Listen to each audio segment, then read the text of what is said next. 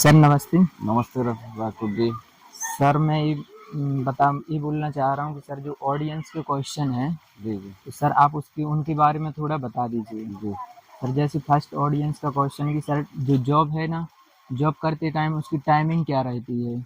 जैसे किसी स्टूडेंट्स को पढ़ाई भी करना है और जॉब भी करना है साथ जी साथ जी। में, तो उसके लिए टाइमिंग क्या रहेगी जॉब की? जैसे कोई किसी भी पद पर, चाहे पुलिस के आरक्षक के पद पर चयनित हो या अपने सब इंस्पेक्टर के पद पर चयनित होता जी है और फिर भी जी उसे आगे तैयारी करनी रहती है, जी तो ट्रेनिंग शेड्यूल तो उस समय अलग रहता है और जब आप ट्रेनिंग करने के बाद आते हैं तो उसका फिर टाइमिंग शेड्यूल अलग रहता है। जी तो जब आप जैसे ही भर्ती होते हैं, जब आपका चयन हो जाता है तो उस समय आपका बिल्कुल सुबह से ही आपका ट्रेनिंग का 5 बजे उठना है।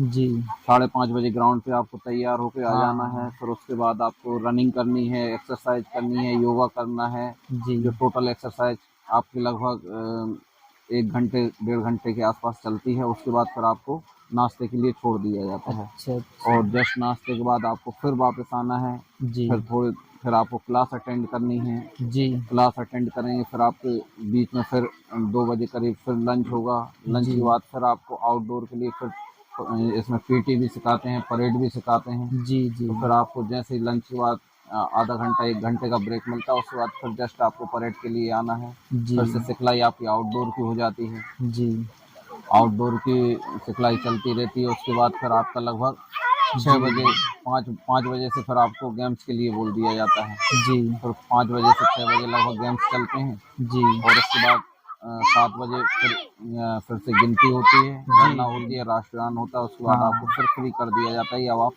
थोड़ा बहुत जी आप पढ़ाई लिखाई करें या आप थोड़ा सा जो भी है, मतलब फिर शाम के टाइम जी आप फ्री हैं। सर जो परेड रहती है वो मतलब वीक में एक ही बार होती है या फिर इलेक्शन के टाइम? नहीं, परेड जो जिले में होती है वो तो एसपी साहब की उससे होती है कि वो जैसे हर हफ्ते होती है, 15 दिन तो एसपी साहब अच्छा जैसा आदेश अच्छा देते हाँ हैं। जी लेकिन सर। जहाँ जो अपनी ट्रेनिंग चलती है वो तो पर डे होती है, 2-2 घंटे सुबह होती है, 2 घंटे अच्छा शाम को अच्छा होती है। तो वो हाँ तो आपको वहाँ जब तो आप सीख पाते हैं उस परेड को, जी तो वो जी तो कंटिन्यू वहाँ आपको 1 साल जैसे ट्रेनिंग है, तो आपको एक हाँ साल कंटिन्यू आपका रोज चलेगी। जी। और सर सेकंड क्वेश्चन की बात करें तो सर कुछ स्टूडेंट का क्वेश्चन है कि सर सैलरी है वो क्या रहती है? मतलब सैलरी तो इसमें अच्छी खासी ही मिलती होगी सैलरी तो। इसमें वैसे तो क्या नाम, अपने जो आरक्षक की हर एक पद के लिए अलग अलग सैलरी है। आरक्षक की अलग है, अच्छा सब इंस्पेक्टर की अलग है, जी जी डीएसपी की अलग है और जी जो आईपीएस है उनकी सैलरी का अलग है। जी तो अपन आरक्षक या सब इंस्पेक्टर की बात करें तो इसमें लगभग 25 से 30 हज़ार लगभग आरक्षक की सैलरी होती है जी और सब इंस्पेक्टर की जो सैलरी होती है वो लगभग 40 हज़ार से 45 हज़ार से स्टार्ट होती है। जी लेकिन अभी मध्य प्रदेश शासन में जब गवर्नमेंट रही 2019 के आसपास, तो जी उन्होंने एक जी शेड्यूल कर दिया कि जो फर्स्ट ईयर जो भर्ती होंगे उनको सत्तर हाँ परसेंट मिलेगी सैलरी का। जी तो सेकंड साल में आपको 80% मिलेगा। तीसरे हम्म, साल में आपको 90% मिलेगा और चौथे साल से आपको फुल सैलरी मिलेगी। तो जैसे मान लीजिए 100%। अभी 25 हज़ार है तो उसका 70% के आसपास आपको हाँ पड़ती है। हाँ इस प्रकार से वो जो भी है। जी। और सर इसमें रूम भी मिल जाएगा क्या, जैसे रेंट्स फैमिली को रखना किसी को?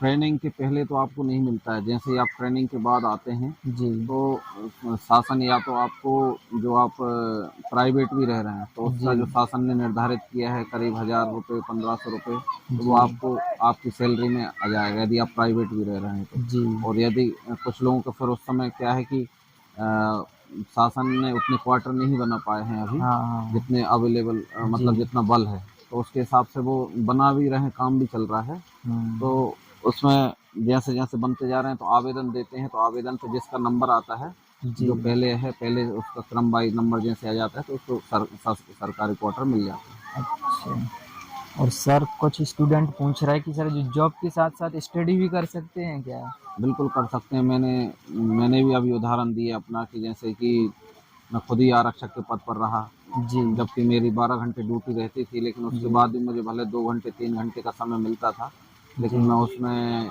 अम, ड्यू- ड्यूटी के बाद भी जो समय मिलता था तो मैं अपने भले 2 घंटे 3 घंटे का ही मिलता था तो मैं उसमें जी पढ़ता था, जी अपनी पढ़ाई कंटिन्यू रखता था। मतलब सर पढ़ाई कर सकते हैं साथ पढ़ाई में कर जॉब के सकते साथ हैं, साथ? अपना अपना जज्बा होना चाहिए। जैसे ग्राउंड भी करना हाँ चाहिए, साथ साथ में फिजिकल वर्क। जी सर अभी भी मेरे उसमें शेड्यूल में है कि 20 मिनट पैदल चलना है, तो मैं चाहे सुबह मिले शाम को मिले जहाँ रहूँ, हाँ 20 मिनट पैदल चलता हूँ, योगा वगैरह भी हफ्ते में 2-3 बार करता हूँ। तो ये मतलब अच्छा अपना जज्बा होना चाहिए कि आप फिजिकल वर्क भी करना है, स्टडी भी करना है। जी सर। और सर छुट्टियों की बात करें तो सर छुट्टियाँ कैसी मिलती हैं इसमें? अब संडे और की छुट्टी मिलती है या नहीं, नहीं? अन्य विभागों में तो छुट्टियों का शेड्यूल है, लेकिन पुलिस विभाग में हाँ छुट्टियों का ना संडे है, ना सैटरडे है, ना कोई हाँ हॉलीडे है। जी बल्कि ऐसा होता है कि हॉलीडे जैसे ही आते हैं कुछ भी, या जी त्योहार आते हैं, हम्म, दिवाली है, होली है, तो पुलिस की और वर्किंग बढ़ जाती है कि कोई घटना ना हो जाए। अच्छा क्योंकि अच्छा हाँ जो बाहरी सुरक्षा के लिए बॉर्डर पे हमारी सेना है, और भारत की आंतरिक सुरक्षा के लिए पुलिस जी है। जी आंतरिक सुरक्षा के लिए पुलिस है, तो जो त्योहार रहते हैं, कहीं दिवाली है तो कहीं कोई पटाखे ना फूट जाएं, या कोई हाँ आग ना लग जाए, जी या होली है तो लड़ाई झगड़े ना हो जाए।